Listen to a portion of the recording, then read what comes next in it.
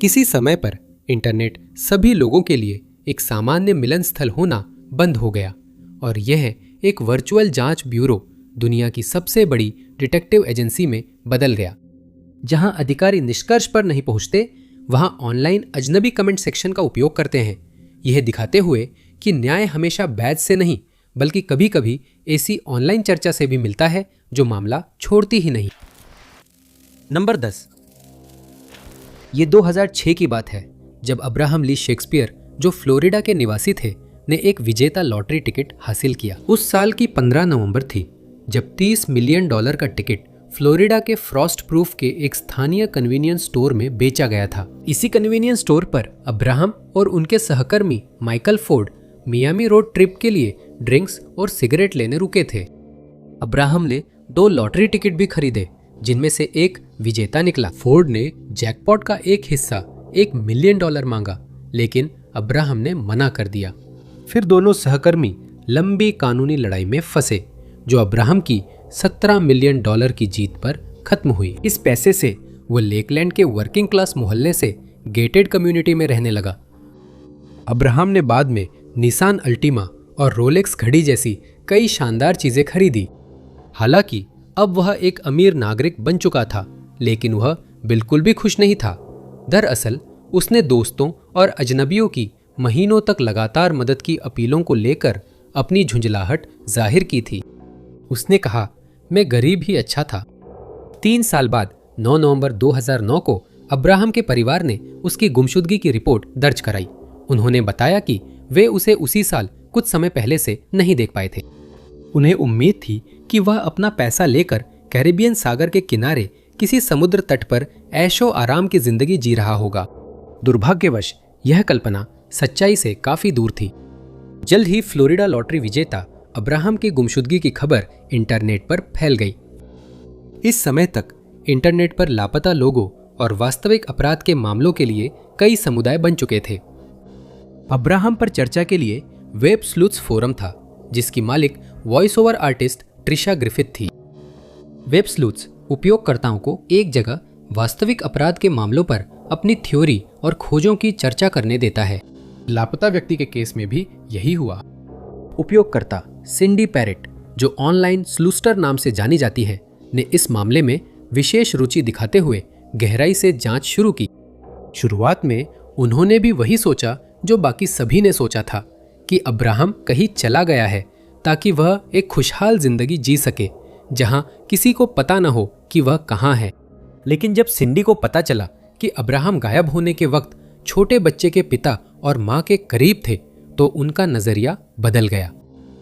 Internet जासूस ने मामला सुलझाने के लिए परिवार और दोस्तों से संपर्क किया। प्रियजनों के जरिए उसे बार बार एक ही नाम सुनाई देता रहा, डोरिस डी मूर, जो अब्राहम की बिजनेस पार्टनर थी। सामूहिक रूप से वेब जासूसों ने पता लगाया कि मूर एक कंपनी की मालिक थी जिसका नाम अमेरिकन मेडिकल प्रोफेशनल्स था, और अब वह लापता व्यक्ति के $1 मिलियन वाले घर की भी मालिक थी।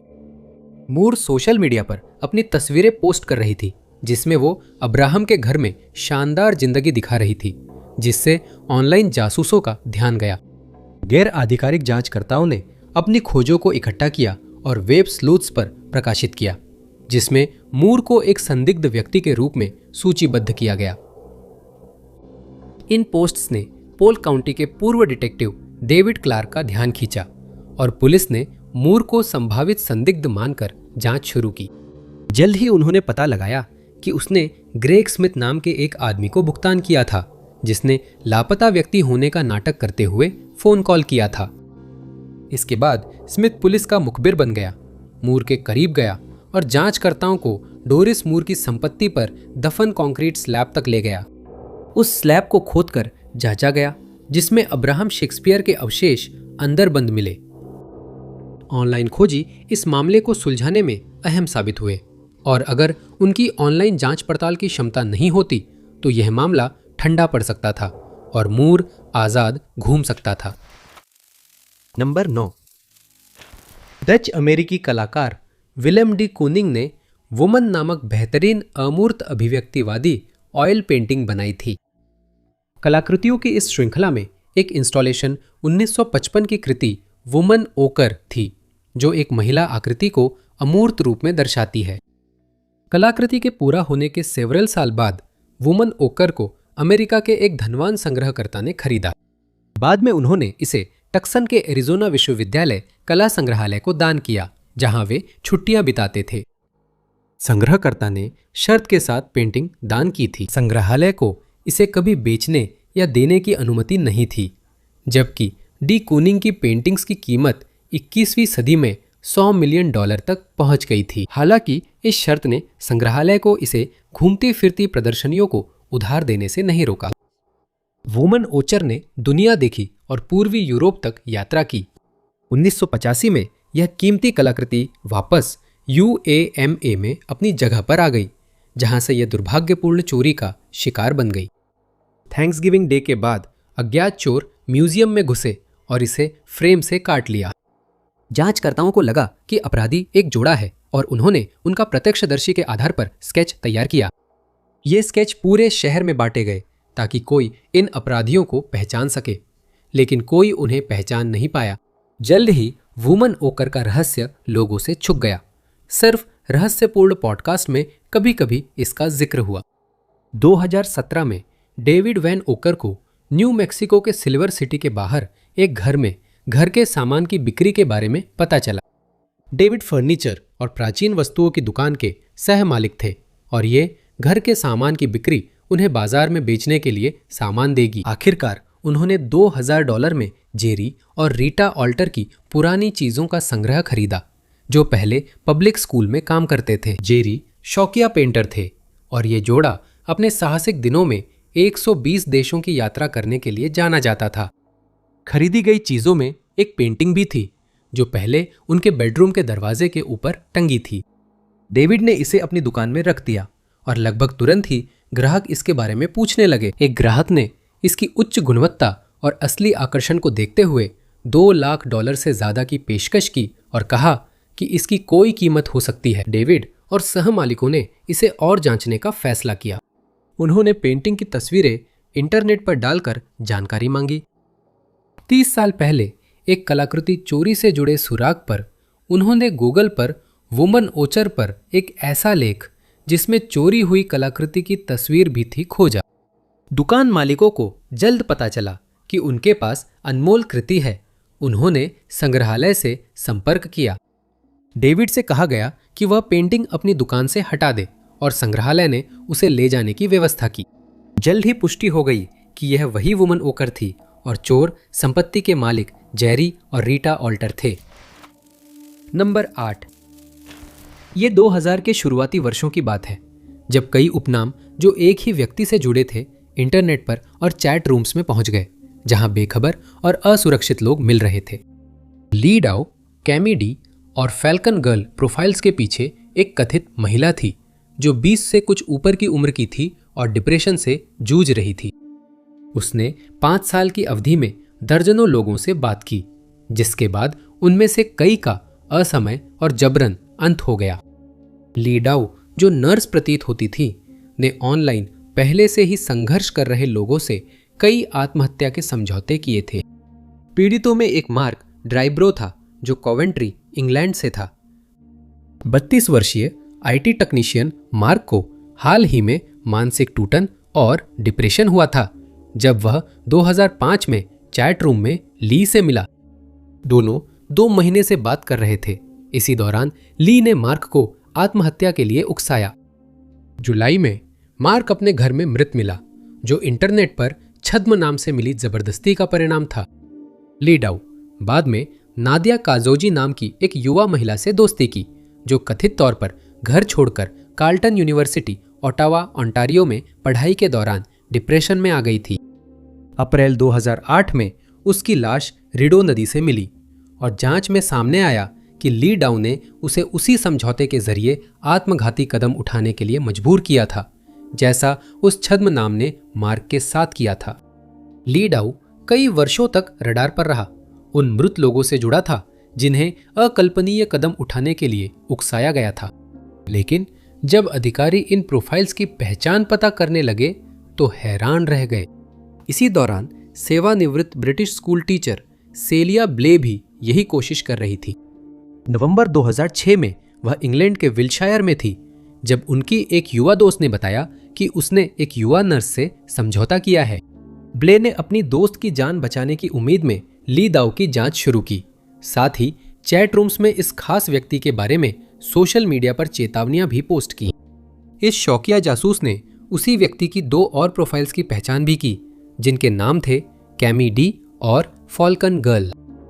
ब्ले की जांच डार्क वेब तक पहुंची जहां आरोपी ने पीड़ितों की मौत उनके वेबकैम के सामने करवाई थी। अगले कुछ महीनों तक वह चैट रूम्स, बचे पीड़ितों और ऑनलाइन जानकारी से इन गतिविधियों के सबूत जुटाती रहीं।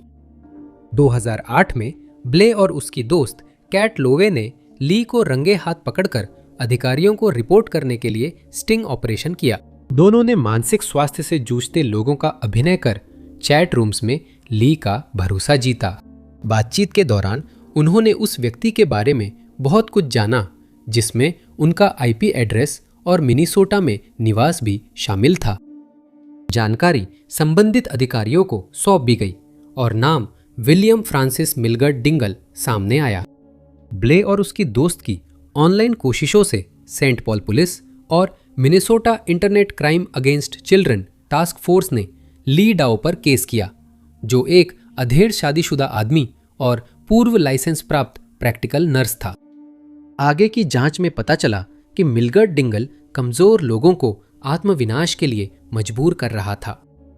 ऑनलाइन शौकिया जासूसों द्वारा हासिल किए गए आईपी एड्रेस और पते की मदद से अपराधी का जल्दी पता लगाया गया, उसे गिरफ्तार किया गया और 2 मामलों में दोषी ठहराया गया, जबकि माना जाता है कि वह 5 सहायता प्राप्त मौतों के लिए जिम्मेदार है।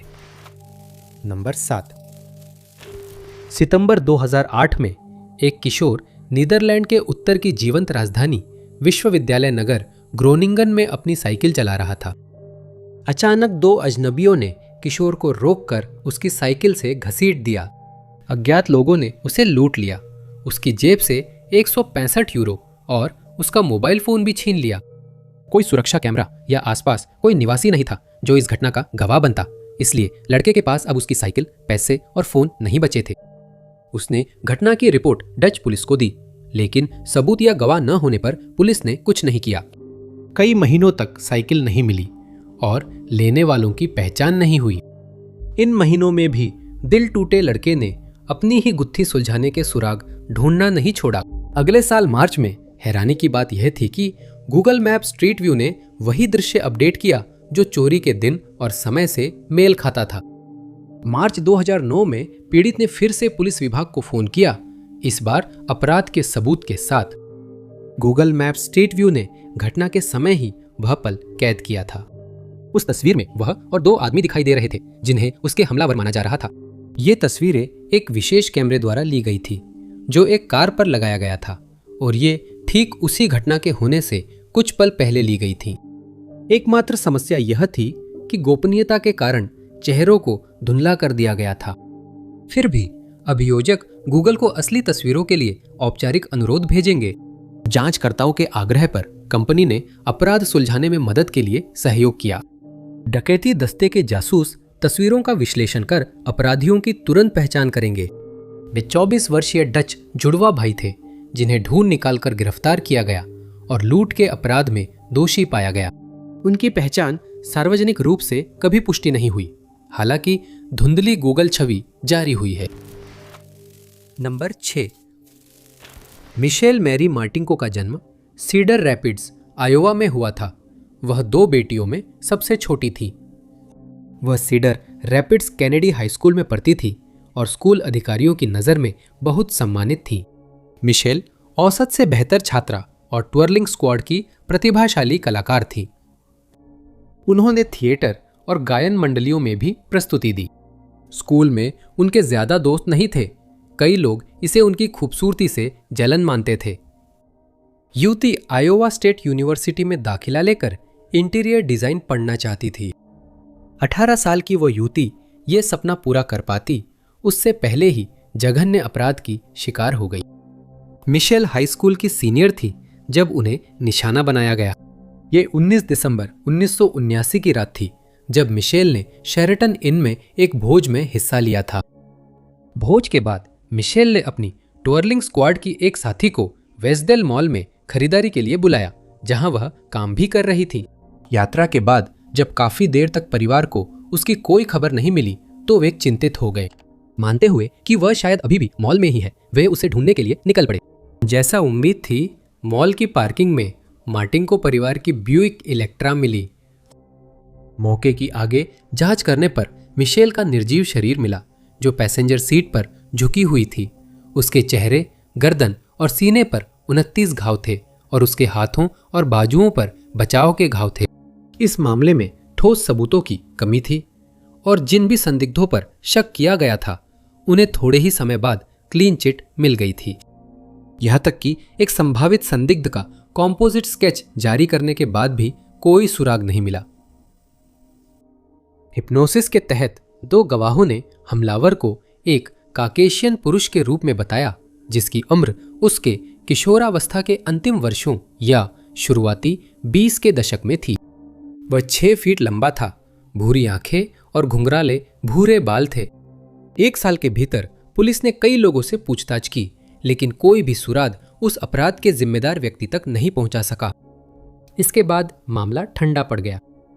मामला 27 साल आगे बढ़ता है 2006 में, जब सीडर रैपिड्स पुलिस विभाग के एक कोल्ड केस जांचकर्ता ने इस मामले की समीक्षा की और उन्हें एक ऐसा पहलू मिला जिसे शायद नजरअंदाज कर दिया गया था। फाइल में हमलावर के शरीर के तरल पदार्थ का नमूना था, जो शायद मिशेल के बचाव के दौरान मिला था। पुलिस ने इस सैंपल से आंशिक डीएनए प्रोफाइल बनाई और इसे online combined DNA index system में दर्ज किया।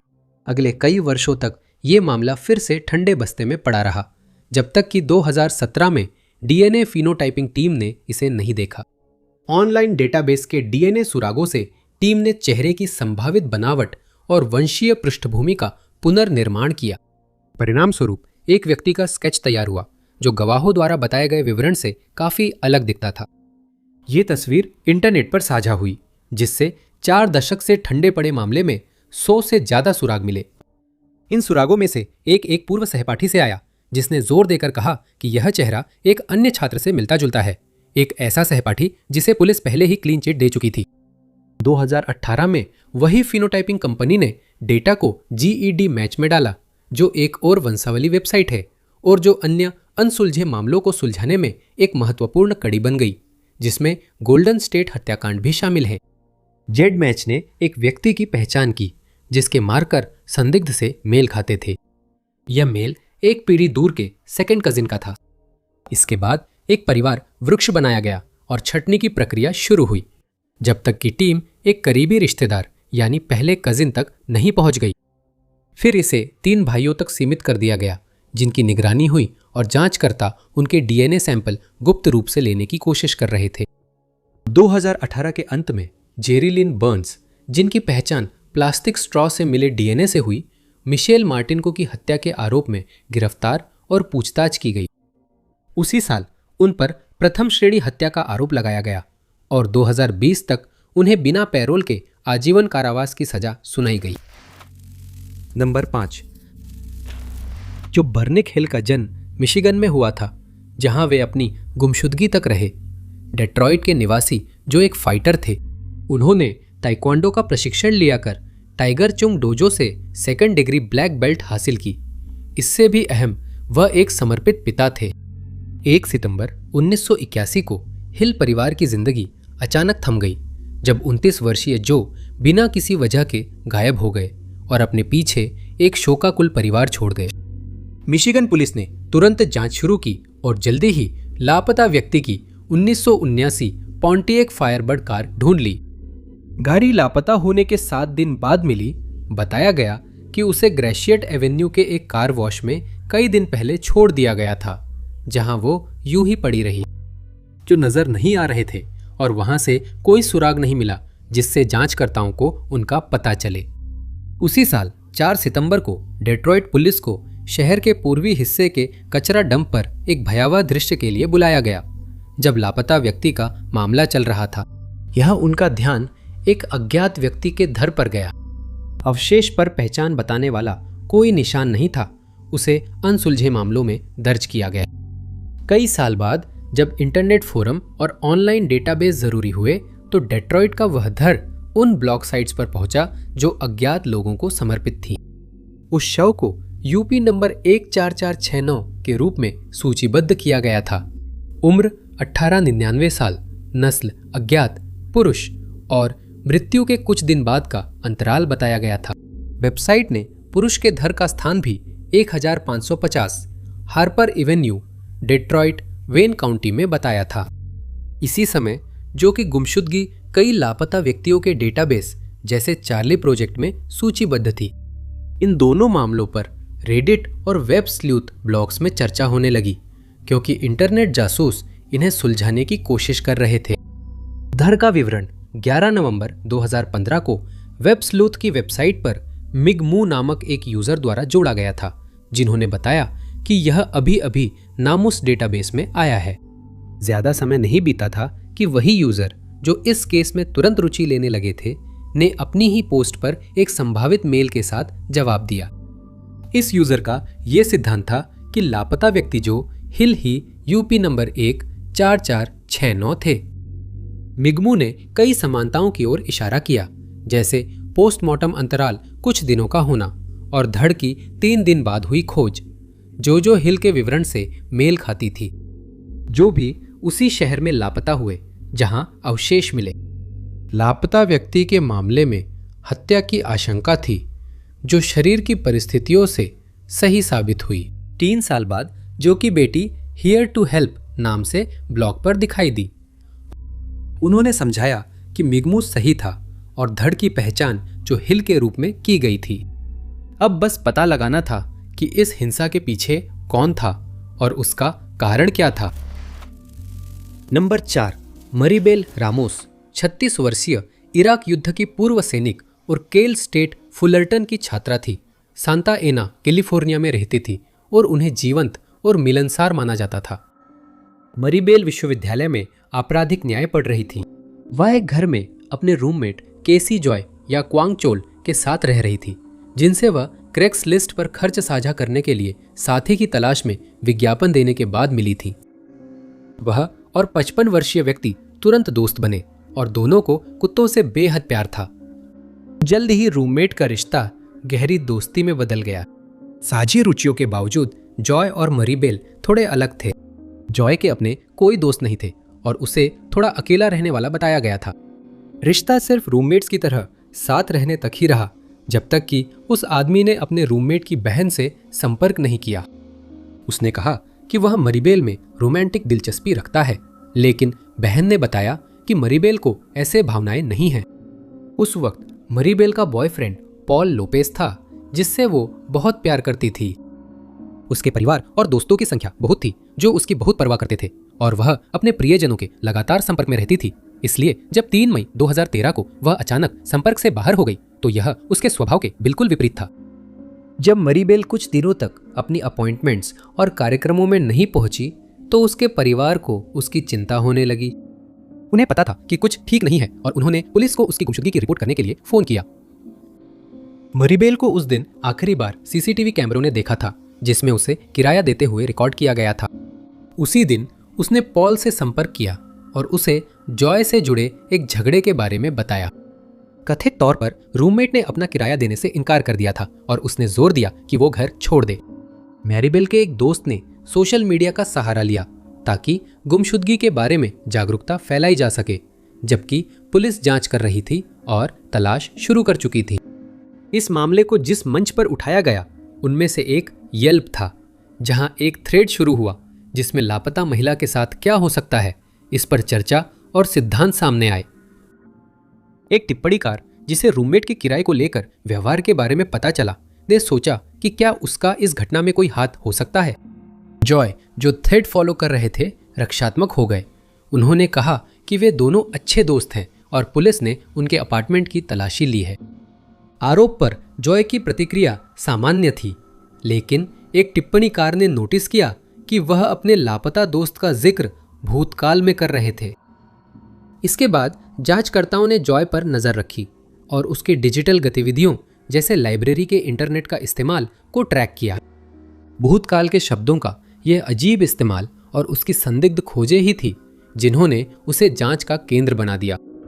जॉय ने ऑनलाइन कुछ चिंताजनक खोजें की थी, जिनमें यह भी शामिल था कि एक शव को सड़ने में कितना समय लगता है, लेकिन यह गिरफ्तारी के लिए अभी भी पर्याप्त नहीं था। इसलिए उन्होंने उसके हरकतों पर रियल टाइम में नजर रखना जारी रखा। उन्होंने देखा कि जॉय मोजेस्कू कैनियन के एक इलाके की सैटेलाइट इमेजेस खोज रहा था। उसने एक खास सुनसान जगह पर जूम किया जहां शायद ही कोई जाता हो। अधिकारियों ने तुरंत वहां पहुंचकर ऐसे अवशेष पाए जो पहले से ही काफी सड़े हुए थे। शव की पहचान दांतों के रिकॉर्ड से मारिबेल के रूप में हुई। जॉय गिरफ्तार हुआ और दूसरे दर्जे की हत्या का दोषी पाया गया। उसे सॉलिडेड कैलिफोर्निया के सुधार केंद्र में 15 साल से आजीवन कारावास की सजा मिली। उसके पुनः परीक्षण की अपीलें खारिज कर दी गई है और यहां तक कि जांचकर्ताओं के पास यह पुष्टि करने के लिए कोई डीएनए सबूत भी नहीं है कि उसने अपने रूममेट की हत्या की थी। नंबर 3, रेडिट पर इंटरनेट के सबसे समर्पित अपराध सुलझाने वाले थ्रेड्स में से एक मौजूद है। Reddit bureau of investigation (RBI) एक थ्रेड है जहां यूजर्स चोरी से हत्या तक की सच्ची अपराध कहानियां पोस्ट करते हैं ताकि कमेंट में कोई उसे साबित कर सके। हालांकि इस खास सबरेडिट ने 2013 के बोस्टन हमले को अंजाम देने का एक छात्र पर गलत आरोप लगाने के बाद कुछ विवाद पैदा किया था, लेकिन इसने कुछ अन्य मामलों में भी कुछ हद तक मदद की है, अक्सर ऐसे मामलों में जो उतने गंभीर नहीं थे। RBI ने एक महंगे लैपटॉप चोरी का मामला सुलझाया था। 2015 में रेडिट उपयोगकर्ता एना जे पीपे 1989 नाम से सबरेडिट पर आया और समुदाय से मदद मांगी। उसने बताया कि एटना में उनकी कंपनी का महंगा लैपटॉप चोरी हो गया। कथित तौर पर एक अज्ञात व्यक्ति इमारत में घुसकर अनमोल चीज ले गया। वे सुरक्षा कैमरे में उस व्यक्ति की फुटेज हासिल करने में सफल रहे जो वाहन में भाग रहा था, लेकिन नंबर प्लेट तस्वीरों में नहीं दिखी। पोस्टकर्ता ने समुदाय से नंबर प्लेट साफ करने और अपराधी पकड़ने के लिए तस्वीर सुधारने को कहा। हालांकि पोस्ट देखने वाले एक टिप्पणीकार ने इससे भी बेहतर करने का फैसला किया। एक टिप्पणीकार ने थ्रेड पर लिखकर बताया कि एटना से गुजरते समय उसने वही गाड़ी सड़क के किनारे खड़ी देखी थी। यूजर ने खुद को सिर्फ पढ़ने वाला बताया और गाड़ी को अजीब समझा, इसलिए वो सड़क के किनारे रुके और वेबसाइट की तस्वीर लेने के लिए ब्लॉक के चारों ओर घूमे। एटना में देखा और थ्रेड पर साफ नंबर प्लेट की तस्वीर डाली। मैज नाजब 1989 ने तुरंत जवाब दिया, यह कहते हुए कि यही सही कार है। स्पेयर टायर गायब था और पिछली खिड़की टूटी थी। सब कुछ मेल खा रहा था। जानकारी पुलिस अधिकारियों को सौंप दी गई। संयोग से मदद मांगने वाला भी उसी दिन एटना में था, लेकिन उसे वाहन नहीं मिला। वह उस व्यक्ति का आभारी था जिसने उस वाहन की फोटो ली जिसे उसने अजीब समझा था। यह उन कुछ मौकों में से था जब रेडिट ब्यूरो ऑफ इन्वेस्टिगेशन सब रेडिट काम आया। पुलिस अपराधी का पता लगा सकेगी और शायद चोरी हुआ महंगा लैपटॉप भी वापस ला पाएगी, और यह सब कीबोर्ड के दूसरी तरफ बैठे व्यक्ति की वजह से हुआ। नंबर 2, फरवरी 2021 में 19 साल की डेजी डे ला ओ का निर्जीव शरीर कैलिफोर्निया के कॉम्पटन में एक अपार्टमेंट के बाहर मिला था। वह एक घातक हमले का शिकार हुई थी जिसमें तेज धार वाले हथियार का इस्तेमाल किया गया था। 1 महीने बाद उसने विक्टर सोसा से रिश्ता तोड़ लिया, जिसे परिवार ने प्रताड़नापूर्ण बताया। दोस्तों और परिवार ने सोसा के काबू में रखने वाला व्यवहार और गुस्से के कारण उनके रिश्ते में चिंता के संकेत देखे थे। चेतावनियों के बावजूद डेजी ने आगे बढ़ने, अपनों से सहारा लेने और भविष्य पर ध्यान देने की कोशिश की। रिपोर्ट्स के अनुसार सोसा ने डेजी को उसके परिवार के कॉम्पटन वाले अपार्टमेंट में मिलने बुलाया, जिससे वह दुर्भाग्यपूर्ण मुलाकात हुई जिसमें उसकी जान चली गई। मुलाकात स्थल पर सोसा ने उस पर हमला किया, उसे गलीचे में लपेटा और लाश को कॉम्प्लेक्स के बाहर फेंक दिया, जहां पास में खून से सना तेज ब्लेड पड़ा था। इस अपराध की क्रूरता से जांचकर्ता हिल गए और उन्होंने तुरंत डेजी की मौत से जुड़े घटनाक्रम जोड़ने शुरू किए। यह स्पष्ट था कि सोसा ने हमला किया था। गवाहों और सबूतों से उसके दोषी होने पर बहुत कम संदेह रह गया, लेकिन रहस्य था कि कि हमलावर बाद में कहाँ गया। डेजी का शव मिलने से पहले ही सोसा भाग गया और गुमनामी में खो गया, जिससे कानून प्रवर्तन और डेजी के प्रियजनों के मन में कई सवाल रह गए। सोसा की तलाश हफ्तों चली।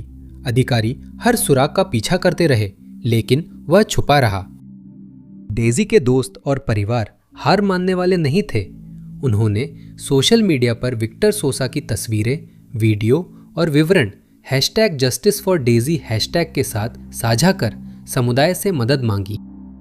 इनमें से एक प्लेटफॉर्म टिकटॉक था, जिसने अपराधी को पकड़ने में अहम भूमिका निभाई। जिस किसी ने टिकटॉक वीडियो देखे, उसने संदिग्ध को पहचान लिया और जल्दी ही समझ गया कि वो वही व्यक्ति है जो पापाज एंड बियर में काम कर रहा था, जो रोसारिटो में एक बार और नाइट क्लब है और पर्यटकों के लिए रेस्टोरेंट के तौर पर चलता है। यह सूचना बहुत कीमती थी। इस टिप्पणी के आधार पर जांचकर्ताओं ने सोसा को रोसारिटो में ढूंढ लिया, जहां वह बेफिक्र जीवन जी रहा था। सोसा ने पर्यटकों की भीड़ में घुलने मिलने की कोशिश की थी, मानो उसने जो अपराध किया था उससे उसे कोई फर्क ही नहीं पड़ा। पकड़े जाने से बचने की उसकी तमाम कोशिशों के बावजूद उसकी तस्वीर के व्यापक प्रसार ने उसके लिए अनदेखा रहना लगातार मुश्किल बना दिया। ऑनलाइन समुदाय और अधिकारियों का सहयोग उसे न्याय के कटघरे तक पहुंचाने में अहम रहा। 2 जुलाई को कई महीनों बाद हमलावर गिरफ्तार कर लॉस एंजलिस लाया गया, जहां उस पर हत्या का आरोप लगेगा। उसने खुद को निर्दोष कहा, पर सुरक्षा कैमरे की फुटेज से अदालत ने उसे प्रथम श्रेणी हत्या का दोषी माना। नंबर 1। 17 मई 1968 को विल्बर रिडल नामक एक व्यक्ति जॉर्ज टाउन, केंटकी के पास US रूट 25 पर जा रहा था। वह कांच के इंसुलेटर खोज रहा था, तभी सड़क किनारे उसे बंधी हुई भारी हरे रंग की कैनवास की तिरपाल मिली। तिरपाल खोलने पर उसे अंदर एक शव मिला और उसने तुरंत पुलिस को सूचना दी। मृत व्यक्ति एक महिला थी, जिसकी उम्र 16 से 19 साल के बीच थी। पोस्टमार्टम करने वालों ने बताया उसकी लंबाई 5 फीट 1 इंच, वजन 110-115 पाउंड और बालों का रंग लाल भूरा था। कोई चिन्ह न होने के कारण अधिकारी उसकी पहचान नहीं कर सके और उसे बाद में जेन डो बताया गया। कई सालों तक मामला खुला रहा, पर सुलझा नहीं। आखिरकार शव को जॉर्ज टाउन कब्रिस्तान में एक कब्र में दफनाया गया, जिस पर जेन डो के विवरण वाला शिलालेख था। यह मामला तब तक भुला रहा जब तक शौकिया इंटरनेट जासूस टॉड मैथ्यूज ने इसे नहीं उठाया। जेन डो का शव खोजने वाले की बेटी से शादी के बाद मैथ्यूज इस केस से गहराई से जुड़ गए।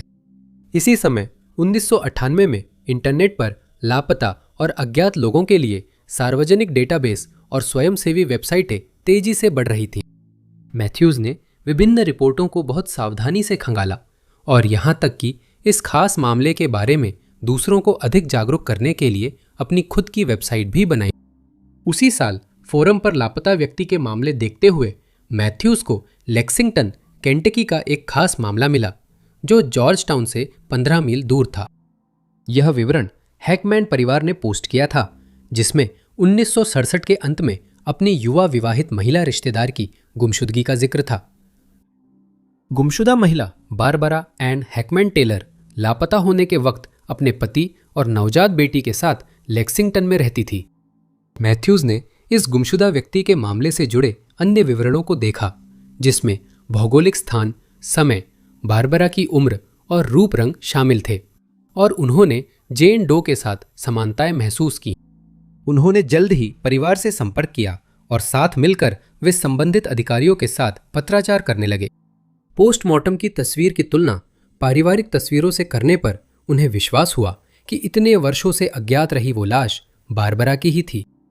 जांचकर्ताओं ने कब्रिस्तान से शव निकालकर डीएनए निकालकर उसके विश्लेषण की व्यवस्था की। डीएनए की हैकमैन परिवार के जीवित सदस्यों से तुलना करने पर मेल की पुष्टि हुई। जेन डो की पहचान बारबरा एन हैकमैन टेलर के रूप में हुई, जो जॉर्ज अर्ल टेलर की पत्नी थी।